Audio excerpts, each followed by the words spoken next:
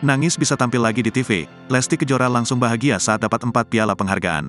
Lesti Kejora dikabarkan meneteskan air mata saat kembali tampil dan menyanyi di TV Indonesia, dan bahagia saat dirinya mendapatkan penghargaan di acara SCTV Award pada Selasa, tanggal 9 Mei tahun 2023. Istri Rizky Bilar kembali tampil di TV dengan menyanyikan lagu berjudul Sekali Seumur Hidup yang dirilis tahun lalu itu. Di hadapan awak media, Lesti Kejora mengungkapkan bahwa ia terharu saat tampil kembali. Namun di balik rasa haru itu ada perasaan gugup karena perdana tampil lagi di televisi. Lesti takut mengecewakan para penggemarnya, apalagi ia mendapat kabar bahwa sudah banyak yang menantikan penampilannya. Setelah tampil pasca vakum hampir setahun lamanya, Lesti Kejora langsung merasa lega. Apalagi hadirnya fans sangat membuat Lesti lebih percaya diri untuk tampil lagi.